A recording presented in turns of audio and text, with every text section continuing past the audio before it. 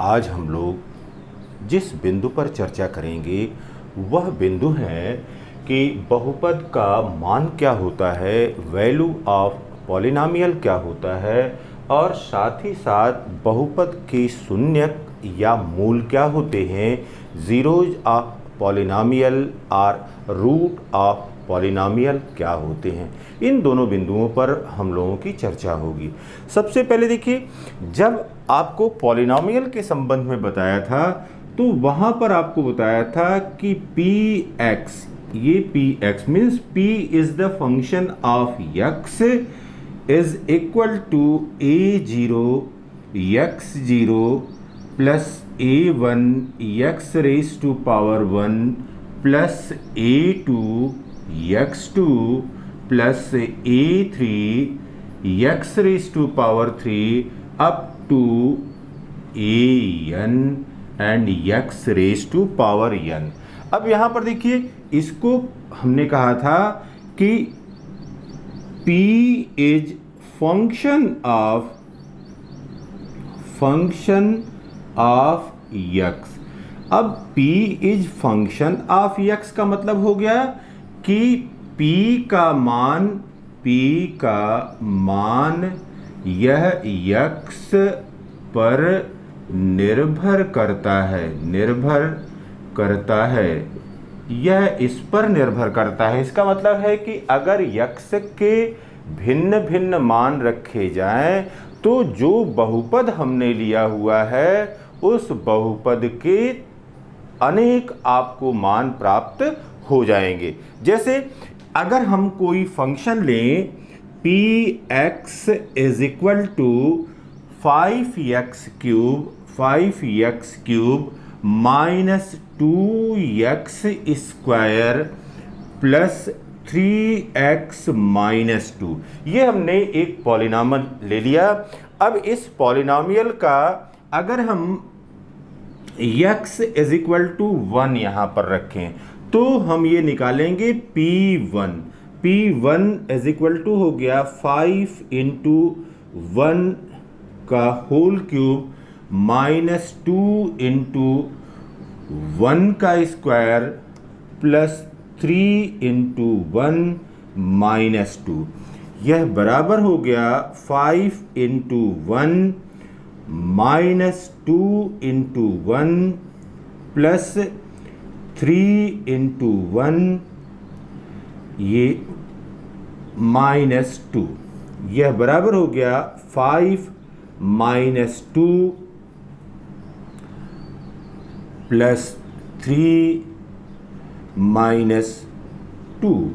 अब ये देखिए बेटा, जो पॉजिटिव इंटीजर्स हैं उनको एक जगह जोड़ लीजिए। ये हो गया 5 और 3 8, 8 माइनस 4, यह बराबर हो गया 4। इसका मतलब ये हुआ कि P1 यह बराबर हमको कितने के मिल गया, यह 4 के बराबर मिल गया। P1 इज इक्वल टू 4 हमको मिल गया। अब अगर देखिए, यदि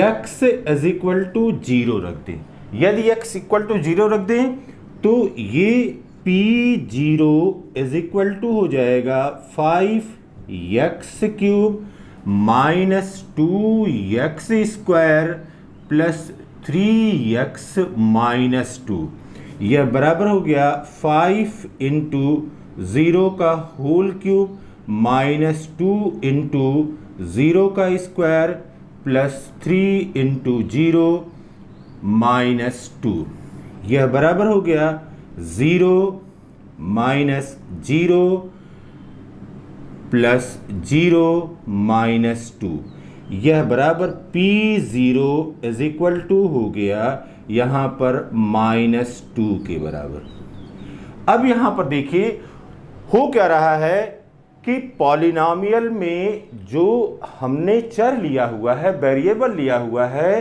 वेरिएबल का आप अगर अलग अलग मान रख रहे हैं तो उस बहुपद के भी हमको अलग अलग मान प्राप्त हो रहे हैं।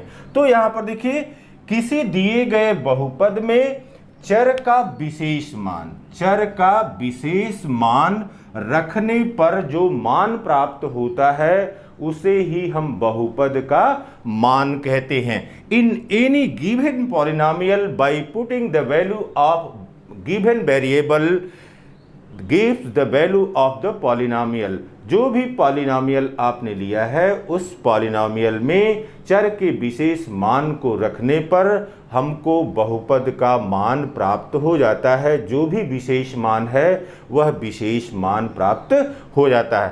तो आप किसी दिए गए जो पॉलिनोमियल हैं, जैसे px इज इक्वल टू है 2x plus 4, px equal to 2x plus 4, अगर यहाँ पर हमने रख दिया x इक्वल टू 1, तो यहाँ पर देखिए, यहाँ पर p1 इज इक्वल टू हो गया 2 into 1 plus 4 is equal to हो गया यहाँ पर 2 प्लस 4 इज इक्वल टू आ गया 6। तो यहाँ पर p1 इज इक्वल टू 6 आ गया। अगर इसी को आप अन्य कोई मान रखें,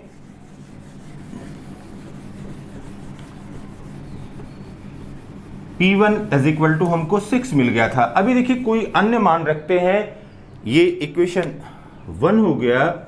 अगर हम यहां पर x इक्वल टू 0 रखें तो px इज इक्वल टू हो गया 2x प्लस 4, और ये p0 इज इक्वल टू हो गया 2 into 0 plus 4 is equal to हो गया 0 प्लस 4 इज इक्वल टू 4 हो गया। इसका मतलब हो गया कि p0 इज इक्वल टू 4 आ गया। ये दूसरी वैल्यू हो गई। अगर x इज इक्वल टू -1 रख दें, यदि x इक्वल टू -1 रख दें तो यहां पर p-1 is equal to p-1 equal to आ गया 2 इंटू -1 प्लस 4 इक्वल टू हो गया -2 प्लस 4 इज इक्वल टू ये प्लस 2, इसलिए p-1 इज इक्वल टू हो गया 2। तो आप ये देख रहे हैं कि वेरिएबल के या चर के भिन्न भिन्न मान रखने पर हमको जो बहुपद लिया है, जो पॉलिनोमियल लिया है, उस पॉलिनोमियल के भी भिन्न भिन्न मान प्राप्त होते हैं। तो बहुपद के मान का अर्थ होता है कि चर का विशेष मान रखने पर जो बहुपद का मान प्राप्त होता है उसे हम बहुपद का मान कहते हैं। जो दूसरा बिंदु है इस टॉपिक का वह है बहुपद का शून्यक या जीरोज ऑफ पॉलिनोमियल क्या होता है। अब ये देखिए बेटा, बहुपद के शून्यक को हम बहुपद का मूल भी कहते हैं। यहाँ पर एक बहुपद हम लोग ले रहे हैं px is equal to 2x plus 4। अब इस 2x प्लस 4 में यदि x इज इक्वल टू -2 रखा जाए, यदि x इक्वल टू -2 रखा जाएगा तो ये आ जाएगा p-2 इज इक्वल टू हो गया 2 इंटू -2 प्लस 4। यह बराबर हो गया -4 प्लस 4 इज इक्वल टू 0। अब ये देखिए p-2 इज इक्वल टू हमको क्या मिल गया, p-2 इज इक्वल टू हमको 0 मिल गया। अब इसी प्रकार से कोई दूसरा बहुपद लेते हैं, जैसे px is equal to x-1। ये कोई बहुपद है। यदि x इज इक्वल टू 1 ले, अब ये देखिए ये हो गया p1 इज इक्वल टू 1-1, और 1-1 यह भी कितने के बराबर हो गया, 0 के बराबर हो गया। तो p1 इज इक्वल टू 0 यहां पर मिल गया। अब दोनों दशाओं में आप देखिए कि यहां पर जो -2 संख्या है, यहां पर जो 1 संख्या है, यह एक ऐसी वास्तविक संख्या थी जिसको बहुपद में रखने पर हमारा जो मान था बहुपद का वह शून्य के बराबर हो गया। तो एक वास्तविक संख्या, ए रियल नंबर, किसी बहुपद का शून्यक कहलाती है यदि पी के इज इक्वल टू 0 हो। तो पी के आदमी 0 हो जाता है। आपको पता है कि पी के 0 अगर हो गया तो वही उसका मूल कहलाता है। तो यह पी के इज इक्वल टू 0 अगर हो जाए, उस के वास्तविक संख्या का मान रखने पर यदि बहुपद जो है वह शून्य के बराबर हो जाता है तो इसे हम बहुपद का शून्यक कहते हैं। यहाँ पर x इज इक्वल टू -2 इसका शून्यक है, यहाँ पर x इक्वल टू 1 इस बहुपद का शून्यक है। अब देखिए बहुपद का शून्यक किस प्रकार से ज्ञात करते हैं। बहुपद का शून्यक ज्ञात करना, बहुपद का शून्यक ज्ञात करना। तो सबसे पहले देखिए आपने क्या करना है, जो बहुपद दिया गया है px को लिखेंगे। जो भी बहुपद दिया गया उस बहुपद को सबसे पहले हम लिख लेंगे। फिर क्या करेंगे, दिया गया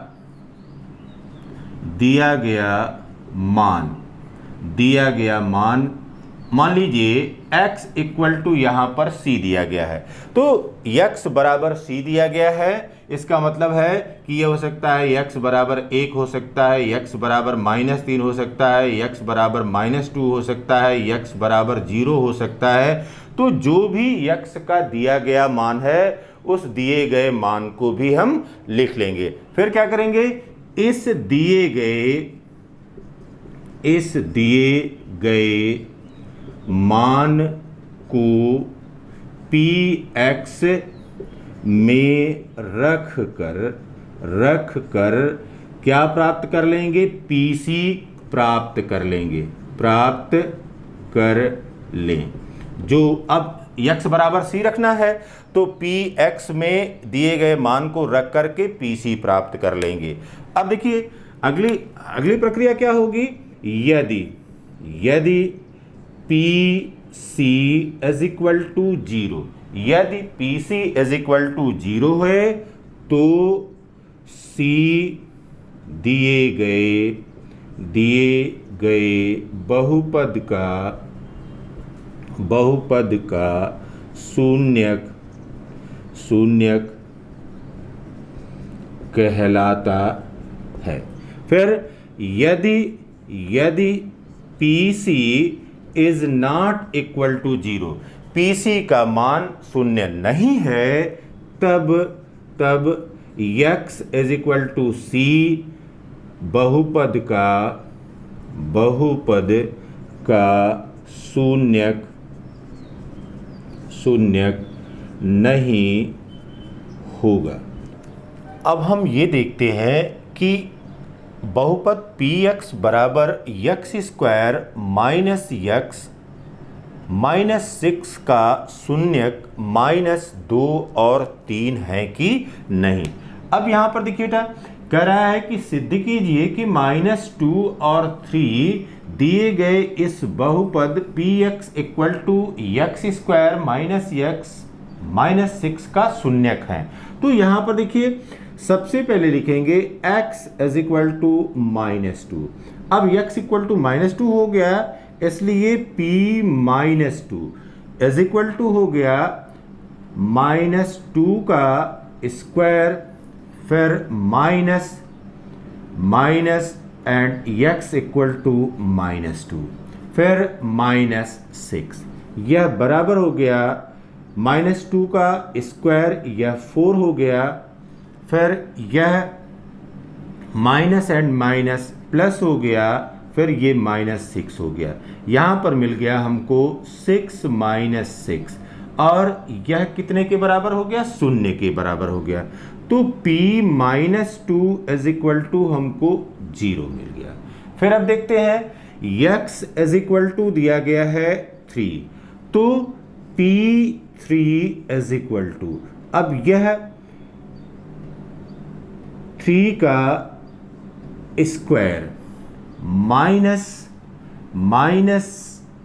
x इक्वल टू 3, फिर -6, ये बराबर हो गया 9 minus 3 minus 6 is equal to 9 minus 9 is equal to 0 आ गया। इसलिए P3 इज इक्वल टू हो गया 0।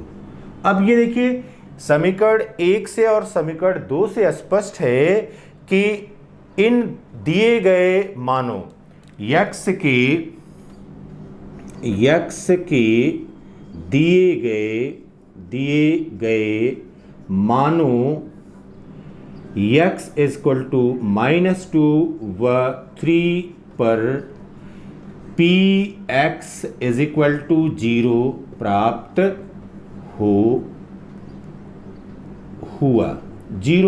हुआ। इसलिए -2 व 3 दिए गए बहुपद के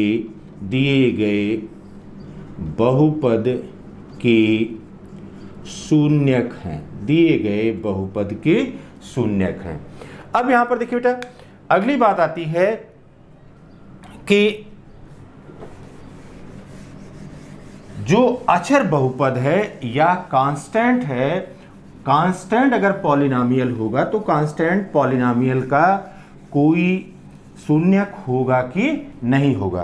तो यहां पर देखिए अगर कोई अचर बहुपद ले रहे हैं, कांस्टेंट पॉलिनोमियल ले रहे हैं, तो उसका कोई शून्यक नहीं होता। जैसे वहां पर एग्जांपल में लिखा है 5 का कोई शून्यक नहीं होगा। अगर आप 7 ले लें तो 7 इज इक्वल टू हो जाएगा 7 into x raise to power 0 means 7 into 1 is equal to 7। इसका कोई पॉलिनोमियल नहीं होगा। या आप 13 ले लें, 13 इज इक्वल टू हो गया 13 into x raise to power 0 is equal to 13 into 1 is equal to 13। तो कोई भी कांस्टेंट अगर पॉलिनोमियल है तो कांस्टेंट पॉलिनोमियल का कोई भी शून्यक नहीं होता है। फिर देखिए दूसरी बात यहां पर कर रहे हैं कि अगर हमने जीरो पॉलिनोमियल लिया है तो जीरो पॉलिनोमियल में आपको बताया था कि a0 is equal to a1 is equal to a2 is equal to a3 up to an is equal to 0 होगा। तो जीरो पॉलिनोमियल में जो कांस्टेंट हैं या जो गुणांक हैं वो गुणांक शून्य होते हैं। तो अब प्रत्येक वास्तविक संख्या, जैसे यहां पर देखिए अगर हमने लिया x इज इक्वल टू 1 लिया तो क्योंकि यह ऑलरेडी 0 है, this implies that 1 into 0 equal to 0। अगर x इज इक्वल टू 3 लिया, this implies that 3 into 0 is equal to 0। अगर इसको 15 लिया, x इक्वल टू 15 लिया, this implies that 15 into 0 is equal to 0। तो अगर जीरो पॉलिनोमियल होगा तो जीरो पॉलिनोमियल का जीरो जो है प्रत्येक जो वास्तविक संख्या है रियल नंबर, क्योंकि इसमें किसी रियल नंबर का ये मान जीरो है तो किसी रियल नंबर से अगर आप इसमें गुणा करेंगे तो उसका मान शून्य हो जाएगा। इसका मतलब है कि every real number is zeros of zero polynomial. शून्य बहुपद के लिए प्रत्येक वास्तविक संख्या शून्य बहुपद का शून्यक कहलाती है। फिर देखिए तीसरी बात यहां पर है कि जब हम कोई लीनियर पॉलिनोमियल लेते हैं या रैखिक बहुपद लेते हैं तो इस रैखिक बहुपद या लीनियर पॉलिनोमियल का क्या मतलब है। तो लीनियर पॉलिनोमियल के लिए आपको बताया हुआ है कि यहां पर रैखिक बहुपद की अगर बात हो रही है, रैखिक बहुपद, तो इसकी घात क्या होनी चाहिए, घात यहां पर 1 होनी चाहिए। और इसका सामान्य समीकरण क्या है, इसका सामान्य समीकरण है px is equal to ax plus b and a is not equal to 0। इस a का मान शून्य नहीं होना चाहिए। अगर a का मान शून्य हो जाएगा तो ये शून्य हो जाएगा, और जब यह शून्य हो जाएगा तो ये रैखिक नहीं रह जाएगा। अब यहां पर देखिए x की घात 1 है, a का मान शून्य नहीं है। फिर देखिए अब इसके पास कितने पॉलिनोमियल होंगे। लेट हमने माना कि px इज इक्वल टू 0 है, क्योंकि इसका अगर कोई बहुपद होगा तो वह बहुपद होने पर px इक्वल टू 0 हो जाएगा। इसका मतलब है कि ax plus B is equal to 0 हो गया। This implies that ax is equal to minus B, this implies that x is equal to minus B by A. अब ये देखिए, अगर रैखिक बहुपद है तो रैखिक बहुपद के लिए रैखिक बहुपद का केवल एक शून्यक होगा। अगर लीनियर पॉलिनॉमियल है, मीन्स पावर अगर एक है तो उसके पास जीरोज भी एक होगा। अब इससे क्या पता चल रहा है? अब इससे ये पता चल रहा है कि जीरोज ऑफ पॉलिनॉमियल या बहुपद का शून्यक यह बराबर हो जाएगा बहुपद की घात, या zeros of polynomial depend upon the power of polynomial. अगर किसी बहुपद की घात 2 है तो उसके पास 2 शून्यक होंगे, अगर किसी बहुपद की घात 3 है तो उसके पास 3 शून्यक होंगे।